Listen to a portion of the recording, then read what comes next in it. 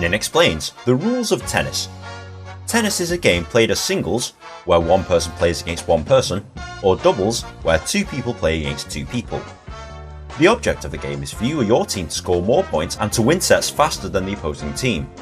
In the women's game, you have to win 2 sets, and in the men's game, you must win 3 sets.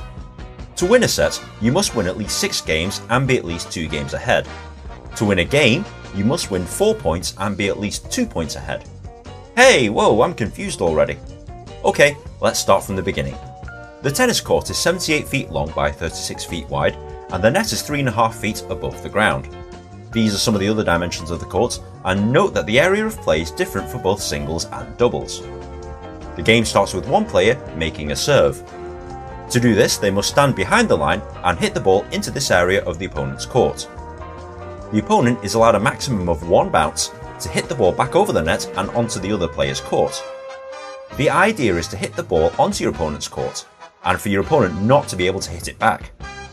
If you manage to successfully hit the ball onto your opponent's court without them returning the favour, you score. If you score 1 point, you score 15. If you score 2 points, you score 30.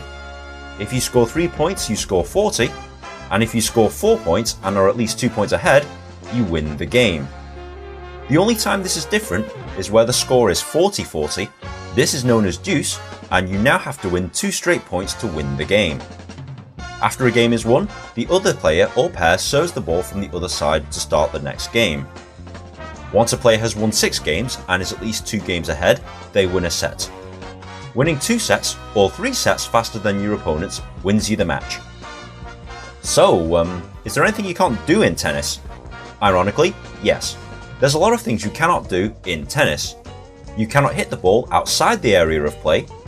You cannot hit the ball into the net and for it to land on your side of the court. You cannot hit the ball twice in succession. You cannot touch the net. You cannot touch the ball with any part of your body except the racket. And you cannot commit a double fault. If you commit any of these infractions, this results in your opponents being awarded a point. Now that's basically tennis in a nutshell, but there's a few other things you'll need to understand before playing or going to a game. For example, fault and double fault. During a serve, you have 2 chances to serve the ball legally. You must be behind the line, and you must hit the ball onto this area of your opponent's court. Should you fail to do either of those things, this is known as a fault and you must serve the ball again. If you commit 2 faults in a row, this is a double fault and your opponent is automatically awarded a point. Let. If a legal serve hits the net before landing into the opponent's area, this is known as a let, and the player is allowed to serve the ball again without fault. Ace. If a player serves the ball legally and the opponent cannot return the ball, this is known as an ace and the serving player wins the point. Advantage.